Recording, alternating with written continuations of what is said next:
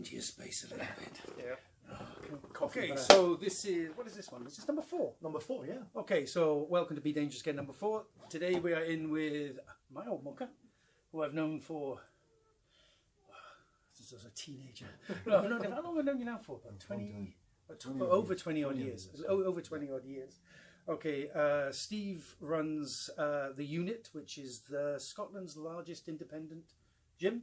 Yep. So we're looking forward to getting some insights in how to get yourselves, how guys will get themselves into the gym, guys over 50. And so, would you like to tell us a little bit about yourself, about your history? Yeah, so I guess going back, started martial arts when I was probably around about 10, 11 years old. Usual things back in the 70s, karate, kung fu. Flares, yeah. All that stuff. Flowery shirts. Then when I came up to Scotland, I saw you advertising. Was it me, was it? Yeah. Yeah. I thought, I want to be that ruggedly good looking. Yeah. I was doing jiu-jitsu at the time, and I saw your class was being advertised. I thought, that looks pretty good. So came down with Ben, I think. Yeah, it was. Young Ben, very wee boy then. Yeah. And came across you guys actually just knocking lumps off of each other. Us.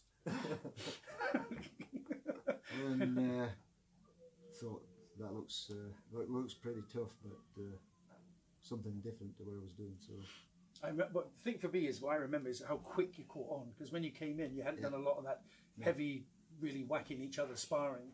Yeah. And when you came in, I remember thinking, well, I don't know if he'll kind of come back, but I think he's got it. And then about a couple of months later, people coming up to me and going like, he says, that guy, that old guy, he says, fucking hell, he's a bit dangerous. And I'm going like, there's a lot of experience he's now suddenly realising he can use when he's in here. I remember with the submission, I mean, it was submission wrestling back then. Yep. I was just like submitted a million times before I actually got the hang of it. Yeah. And then vengeance. Got my first submission. And then after that, it was good. It was good fun. I knew people came to the club, so it was nice to start it all over again and be the guy on top for a change. I guess then we sort of split ways a bit after that. I went down the jiu-jitsu route, started doing jiu-jitsu kumite, and then we hooked back up again. Yeah. Started doing some stuff at the university and that. University. Help you out. My university help, helping out. Always appreciate it. And stuff like that. So, yeah, after that, I guess eventually fell out with martial arts a little bit. Did all the mixed martial arts stuff, and then I opened his first gym in Banbury with my son Ben, which was just a small place. And quickly that place was like absolutely mobbed. We were like 250 members in a real small place. So then we got offered the place that we're in now, which was an old bowling club, which we absolutely gutted in 2 months. Got a studio in there, got all the best equipment in, and rest of history now. So we've been in here 18 months or so. Are you Scotland's largest independent gym, is it? Yes. Yeah. Which is nice, isn't it? It's a nice little Which is nice. It's nice to be. I mean, we saw a niche in the market for this area. There was just a small council gym, so there was nothing else around. And it's been great, and we're still growing, still trying to give the public what they want. So do you find you're noticing? Because me and you are the same age now. Well, I think it's just about 6 months between us, I think, Yep. But have you noticed, like I've noticed certainly a difference in martial arts, which I've tended to keep more towards, but have you noticed a kind of difference of people coming into what they're looking for when they're coming into the gym now? Yeah, I mean, the gym's, it's got a lot of, people are looking for a lot of different things. We have some members who are sort of into like heavy lifting, more sort of Olympic type lifting. They're probably few and far between. A lot of sort of the functional training now, like CrossFit and stuff like that, is really popular at the moment. So we're trying to cater for those people. And you just got your average gym goer who likes to just come and do a bit of weight training in the routine, like 3 or 4 times a week. So yeah, we try to cater for most people. And you finish all ages. Yeah. All ages. I mean, we only have 16-year-olds, but we run boot camps for under 16s, so they're allowed to come in the gym for the boot camps, which is great because it gets them interested. It teaches them good gym etiquette as well. Really good gym etiquette from the beginning, you know, because you know what I like, you've been in gyms, putting the weights away behind everybody, you know. We teach the guys from the beginning how to behave in a gym, you know, and it gets them into a pretty healthy lifestyle rather than a lot of the stuff they can get into these days. So we do that. We also cater for, you know, for women. So we have a gym where the women and the men are all training together, be it on the cardio or on the weights, you know. So how's your, as this is basically for like your 50 plus kind of thing, how do you find your attendances with are you getting decent attendance, people over 50 or? I think we've started to now, yeah. I mean, the more we sort of advertise, I think that as we get his name out into the market, a lot of people see a lot of older people's training. I think that then inspires other people to come to the gym and use it. And you yourself, Steve, you're not like a lot of gym owners. I mean, you're actually a role model. I mean, if you actually look at the physical shape that you're in, I mean, as I say, you know, it's a great example for anybody. I mean, and you were doing a sporting event today, even before today, weren't you? Yeah, we did the beast race yesterday. So that was first time I've done the beast race, but I was a bit, I don't know if I was looking forward to it, but actually after doing it, I just want to go out and do it again, you know. So next year, try to get a better time. Doing the obstacles was, it was good. I enjoyed it. It was a little bit of. I'm not really a runner. I don't really. Well, we did martial arts because we don't like running, don't we? That was always our joke, wasn't it? We took up martial arts so we didn't have to run. But doing the you know, mixing up doing obstacles, which is, you know, some strength and some conditioning type stuff, along with running, that was, you know. And can you also tell us about your training partner? We got to meet him earlier today. Yeah. I mean, he was another inspirational guy. How old was he and how much weight has he lost? Yeah, Paul Lowe, he came to me, just said, I actually inspired him because he saw me, and which was nice. Yeah. He says, you know, you're a lot older than me, but you look a lot fitter, so he asked me if I'd train him, and I thought about that.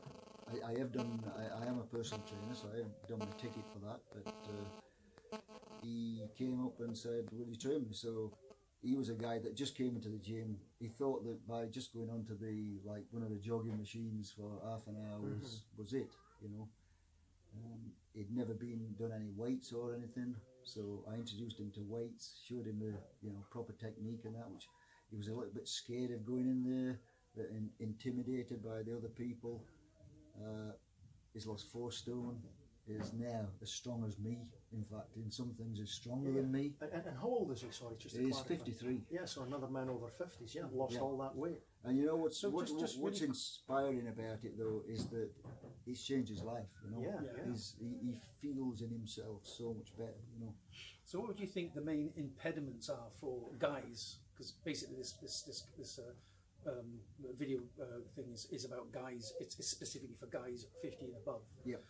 What do you think it is that prevents them from coming in and training?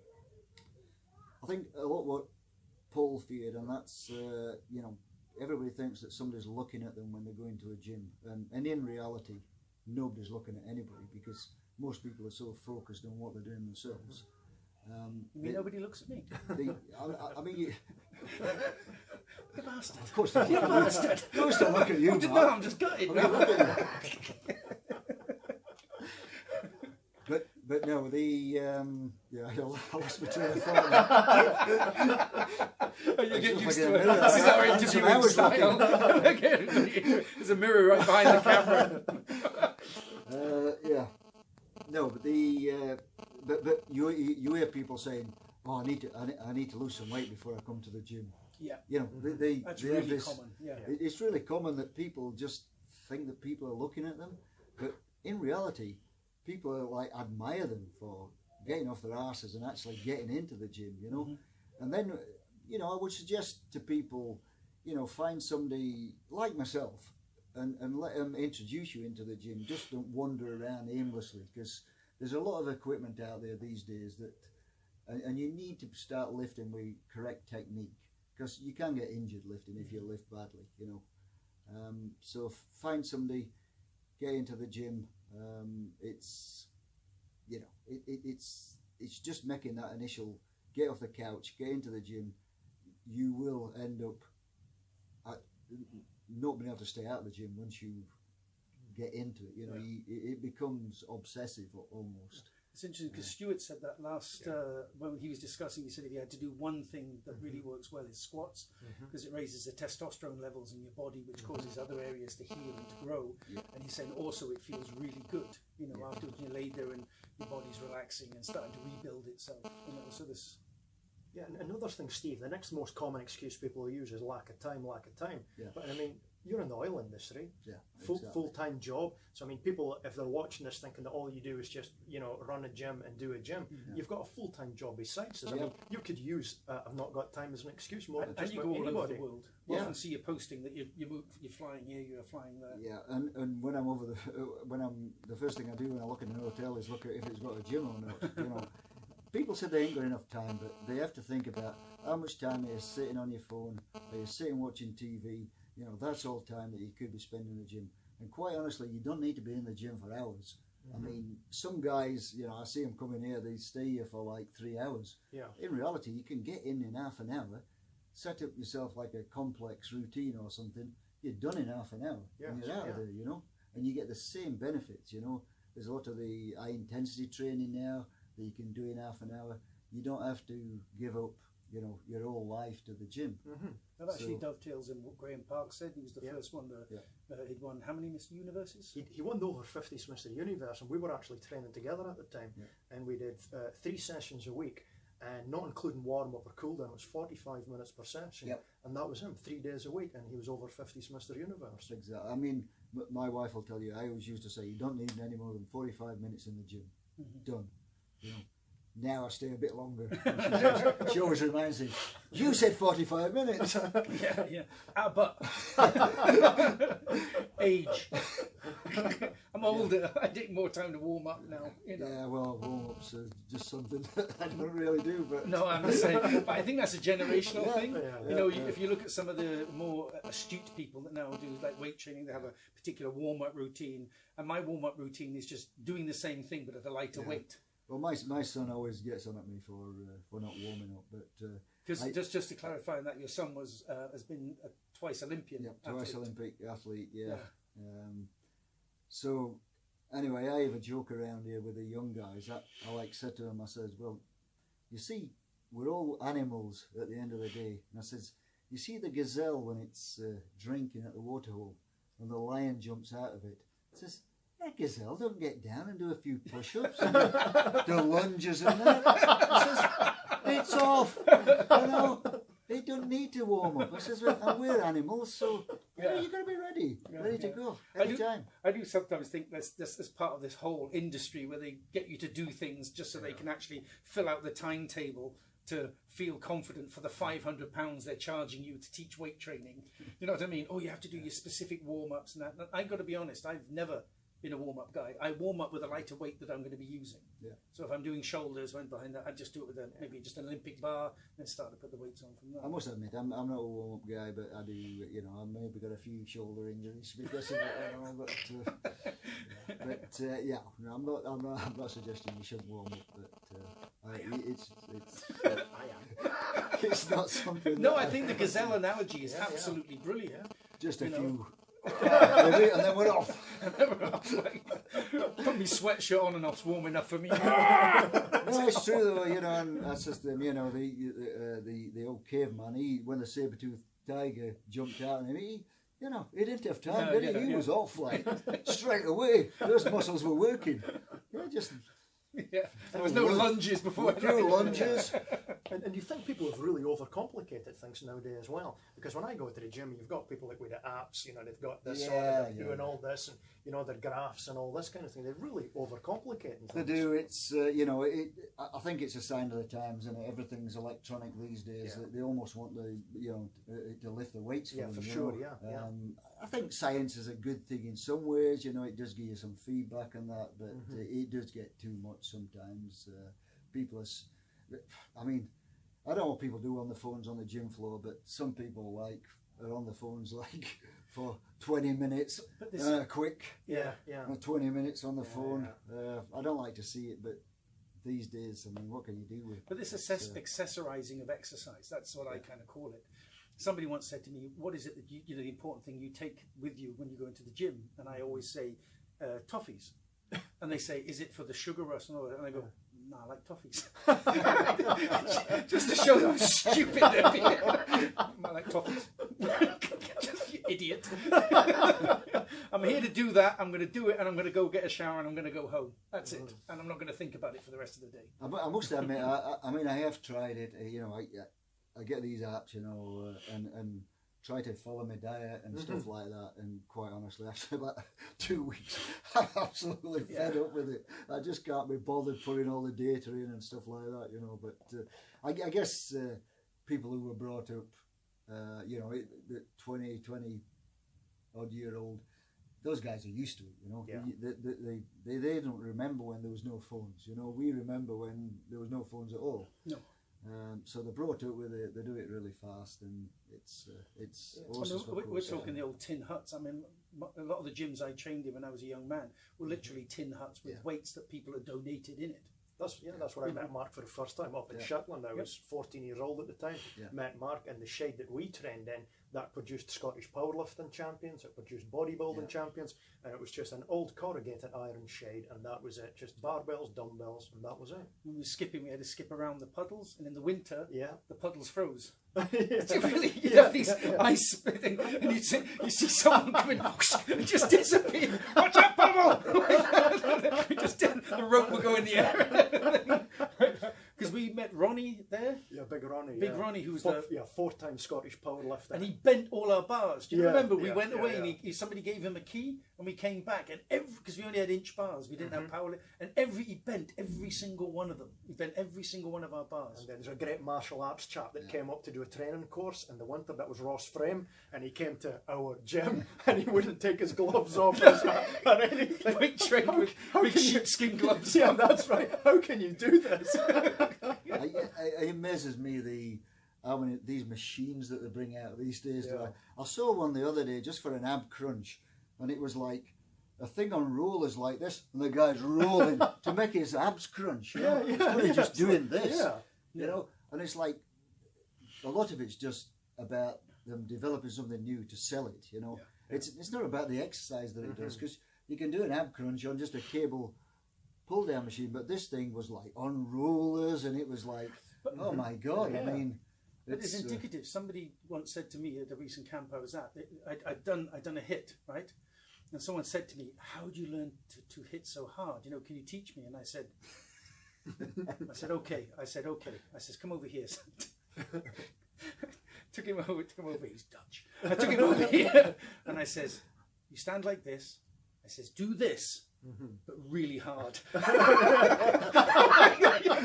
Now, piss off. Start training. Words of wisdom. It just gets too complex. You know, there is a lot of machines out there, and you don't really need all the machines, quite honestly, because, you know, try to get people onto just weights. You know. Free weights, I think. Free weights is so much better. And you know, it always feels like you're actually lifting a weight when you're lifting free weights. Some of these machines, you know, you don't really feel like you're lifting a weight as such, you know. Okay, it's pressure, but when you pick a bar up, or if you squat it, you know, you take the leg press and the squat, you know, the leg press, you just lay there, and you can push massive amounts of weight. You get that on your shoulders and squat with it, it's a different matter. You know, so it's more or less doing the same thing. But I remember somebody speaking about micro adjustments, which are the key to some of the keys of weight training. And the demonstration they used was they used a bench press that was attached to weights. So when you lift it up, you could literally hold your arms like this because it's attached to something. You know what I mean? But when you hold the bar up, you have these. So the ligaments and tendons are actually strengthening at the root because you like this, you know, and it's really heavy. And you don't get that with machines. No, you don't. And you know, you get things like the Smith machine, which is, you know, you get a straight up and down, so you're not actually getting the natural movement of the body when you're using a machine like that. It's making you go in a certain plane rather than your body actually working naturally. So you're much better bench pressing, you know, on a normal bench just with weights. So do you think that you're finding that older people, like 50 plus, we're looking at the older people, do you find you're getting more of those coming in now, or do you still think there's a market for them? And if there is kind of market, or how would you envisage getting these people in? I think there's still a market for it. I think there's still people out there. I see a lot of people coming in here that I think have seen that there's other older people, and you can be fit older. You know, I'm 61, so I don't feel any, you know what it's like, I don't feel any different than when I was 18. Your body's up is actually different, but people say you lose muscle mass. I don't think I've particularly lost muscle mass as such, you know. I choose to be quite sort of slim, you know. Yeah, but I remember you a couple of years ago, you were doing a lot of heavier weights, and you were like really chunky at that particular but I can put muscle on if I want to. People read all these things and start acting like they think they should be when they get older, but there's absolutely no need for it. I mean, you just keep going. Yeah, Steve, what kind of reaction do you get? You know, say you're at like a social gathering, a wedding barbecue or anything, they find out you're 61, you see the shape, because even if guys are there 20, 30, 40, you're in better shape than 99%. They do, yeah. People are always like amazed at how you actually, you know, keep such a good physique when you get older. And there's no real secret behind it. You just keep at it. You just keep doing it. You know, and you adjust to age a little bit, but not too much. I don't like to say, you know, I don't give myself any quarter because I'm old. You know, if I'm training with the younger guys, I do the same as them as much as I can. I don't adjust. It's a touchier fighting mentality though, because that was used to be like when you was rolling. You know, we were quite rolling. Honestly, with guys. one of the reasons I stopped doing sort of jiu-jitsu is because of my ego. You know, I really didn't want to get beaten, and I remember. You know, I didn't want to get beaten, and there was one key point that when I was rolling with some young guy, and he'd got me in an armbar, and through my head went, I'll just let him break my arm. You know, because I didn't want to gain, and I remember just thinking, I'll just let him break my arm, and then I thought about it after thought. This is no good. You really don't want to be out there doing that when you're rethinking that when your adrenaline's gone. When you've got your fighting head on, the adrenaline's going through your system, it makes absolute sense that you allow him to break your arm rather than give up. It's only when you're sat afterwards, either in the shower or you're sat watching TV, eating your rice pudding, going like, am I really going to let him break my arm? At the time, it seemed a better option than like submitting. It's like when someone's cranked on a choke or something, like an anaconda, a choke, like, you know, and you're fighting, you can feel it coming on, and you get to that point where you have the slight panic, and then actually this is quite nice. Like you go like, I think I'll just I better tap. Well, in judo they had to stop it, didn't they? They had to stop people allowing themselves to go out because there were so many of them just wouldn't submit. They just went out, and they had to revive them again. And now it's frowned upon to actually do that without submitting. So that's what you get as a fighter, though, isn't it? You know, you're going to do anything to win. You will. And if you're not going to win, you're going to die. It's true. It's true. You do. I've been in those situations myself when I'm just thinking, no, this is really hurting. This is because we used to do the neck cranks, the stuff that's all illegal now. We were doing all the neck cranks, the stuff that genuinely works. We still do, you know what I mean? But you'd be like, you can feel the pressure on your neck, and you're thinking, my hands slip off his chin. you know, he's going to do some serious damage to the ligaments in my, because you're pinning against his chin to stop him cranking. You're going, give up, give up, give up, and then they let go, and you lay back, but you're trying to be nonchalant. You go like, oh yeah, I was at that, and inside you're nearly crying. And those you know, I remember when I was grappling with this guy. He was like about 18 stone, and it took me right over on my neck. I heard something in my neck. Crack. I still won't give in, you know, but I knew something. The next day I got up and I'm like, shoulder to I'm like, I think my neck's seriously injured here. And I remember I was just out walking the dog one day. It just went, oh, I'm back. Just at that stage I was thinking, why am I doing this? I'm not getting anything out of it, and I'm nearly killing myself, like, you know. But neck went back, and it was like, oh yeah, that bit. And then you're thinking, all right, next time he tries that. Don't do that again. Don't do that. Yeah, you've all been in that position. Yeah, so what advice would you have for anybody? Our usual question at the end, Mark. Yeah. Just it's particularly as you're a gym owner. Gym owner. Yeah, for professional. Yeah. For getting people in at 50 plus, what advice would you give? So somebody sitting watching this, 50s, 60s, 70s, they've either not trained for years or they did used to train. What would you say to them? They're sitting here thinking, Yeah, I mean, you gotta think about what's, you know, what life's all about. I mean, if you've got into this, you know, I see a lot of people, and it really it makes me sad to see a lot of people in the 50s and 60s actually dying in the 50s and 60s. You know, think about what's important in life, because if you've not got your health, then you've not got anything. So you need to keep your health to enjoy everything else. And people, you know, the 40s and 50s, they start slowing down, not doing the things they're supposed to do, eating too much, you know, and you just got to think, you know, about your families and everything else. What's important to me? You going to the gym 3 or 4 times a week is going to change all that, you know. Transformative, isn't it? Yeah, and it you know, once you know, I've seen so many people inspired by getting the health back and the physique back. You know, it's really inspirational when people do that. So try get back in the gym. Don't do too much at first. Just take it 2 or 3 days. Try and find somebody that inspires you.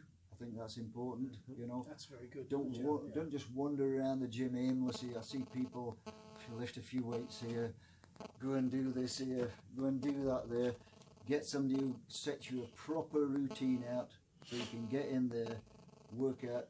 Never go into the gym not knowing what you're going to do. Get in there, know what you're going to do, and you can get out as fast as you want. You know, you only need to stay in there 30-45 minutes to have a great workout.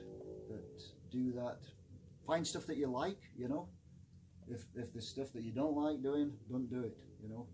Find exercises that you like doing, because it's all about enjoying it as well.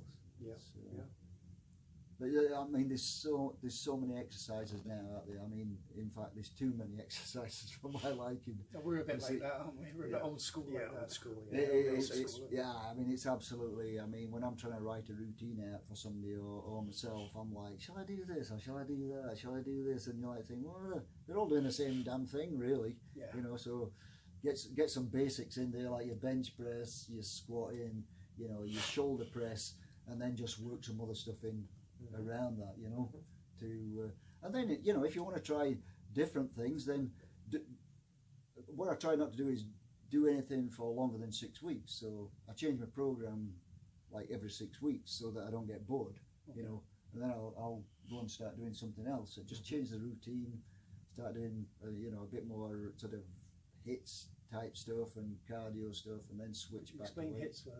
That's high intensity training. So anything where you're working really hard for short periods of time. Okay. So we've got some things in which are like called aerodyne bikes. So you get on there, it actually sets you up for like 8 sets. So you do 10 seconds, 20 seconds rest. So you go full out at it, 20 seconds rest, and you do 8 sets of that. You come off of that thing, you can hardly walk, you know, you can hardly breathe. And it's so short, you know. It's taking you like 10 minutes to do an absolute awesome workout, you know.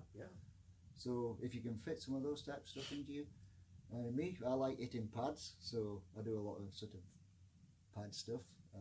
Keeps me in with the martial arts a little bit, but I enjoyed it. I enjoy eating things, so it's you know, if you enjoy it, you like eating things. Hitting me. You like eating people. What I meant was you liked hitting me. No, but find something that you enjoy. You know, some people enjoy running. Personally, I don't like running that much. So if there's like 50, 60, 70, what kind of time scale? Because obviously when you're in your 20s, you start to see results within X amount of time. Would you say just keep at it and look for like 7, 8, 10, look for a 10-week? Yeah, absolutely. I mean, you know, the main thing people don't get right is the diet. You know, I mean, you can't have an absolute crap diet and lose weight. You know, you come to the gym as much as you want, you're not going to lose weight. You need to get your nutrition right. You know, you need to sleep right, because you know all you're doing in the gym is breaking down the muscle.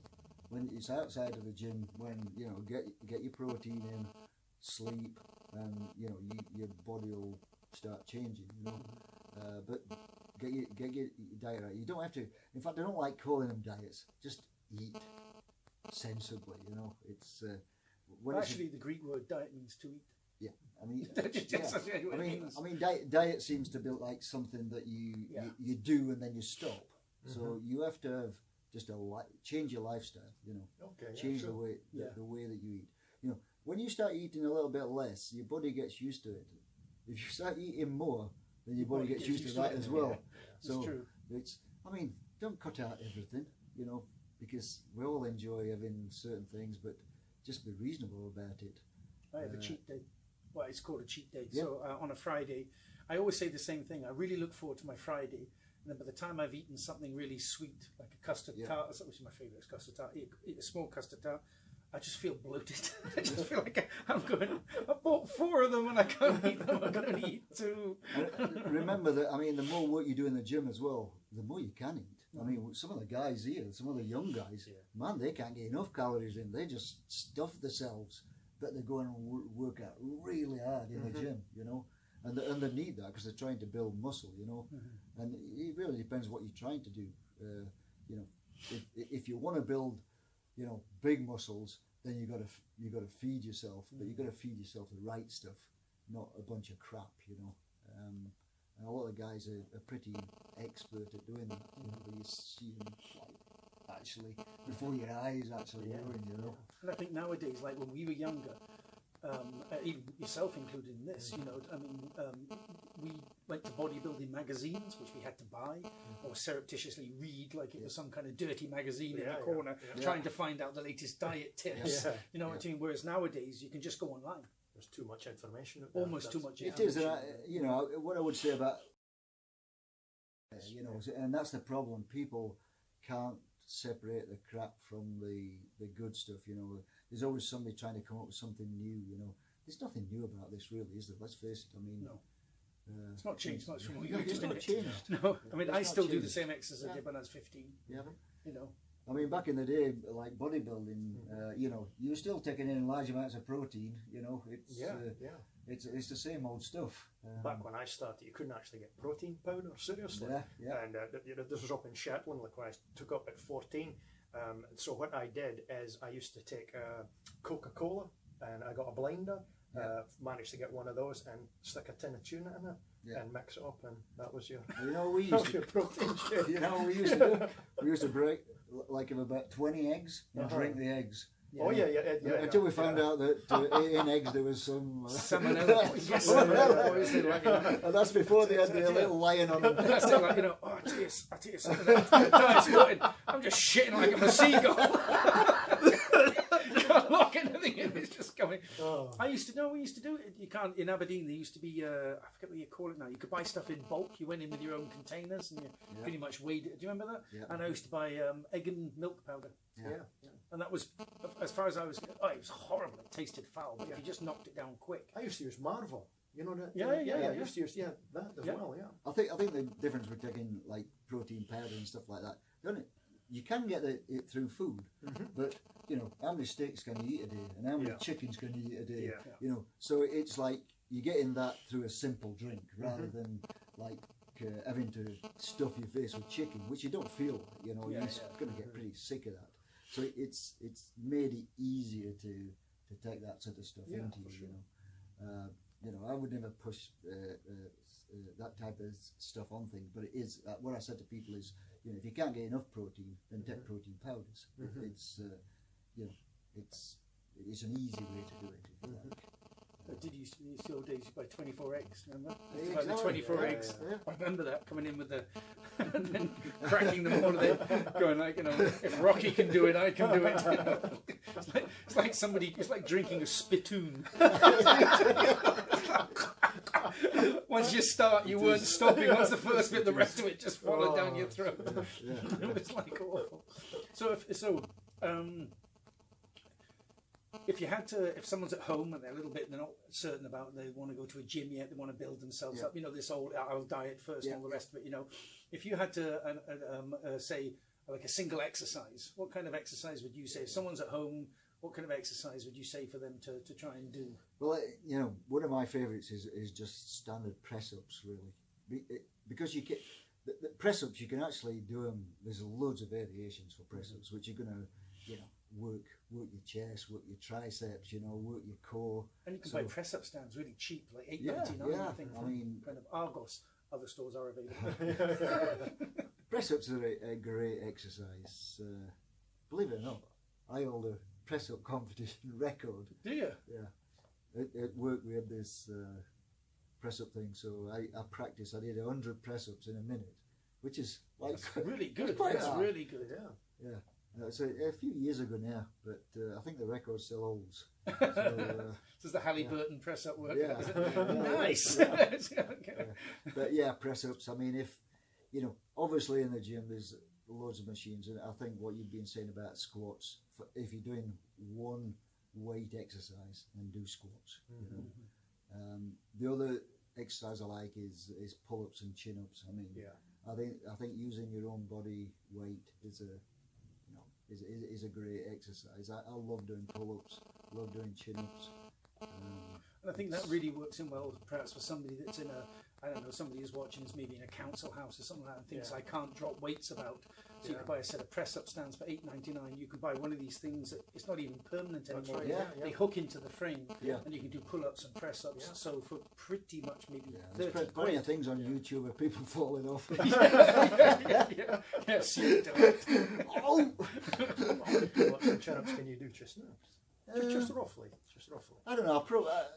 Depending at, you know, I see people doing it and I think, that's not really a real one. If I did like a full length stretch out one, I'd probably do about 15, something like that. 15, that's really impressive. But I like to do them in good form, Yeah. like slowly. If you see like in CrossFit now, they do like a kipping pull-up, Yes, which is yeah, I've like seen that, I'm yeah. just Yeah. even trying to do that. They don't. Yeah. It's like a technique Yeah. that they use, but I watched they're using body momentum to kick up. It's not the muscle. Yeah, the muscles. Oh, I'm not saying they're easy because these guys are doing like 50, 60 of these damn things, you know. But they're it's just different. I'm a bit old school at stuff like that, you know. If you're gonna do a pull up, you do it properly. You lengthen out and you pull up to the top. You know, get your chin over the bar. You see some do these and just. They never lengthen the arms out, and the lats never get to work. So, but yeah, I think it's a great exercise. And this way, you know, Paul, who we spoke about earlier, who trains with me, he couldn't do one.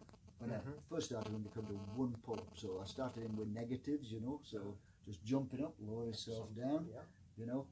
And now he's doing about 6 or 7 pull-ups, which he says he would have never thought he could ever do it. There's probably very, very few men over 50 now that could actually do more than, even one for a lot of guys. Exactly. Yeah. It's surprising when I see somebody, you know, that can't pull their own body weight up. It's, I guess, because I've always liked doing them and that, it's a little bit alien thing. But you can't do one.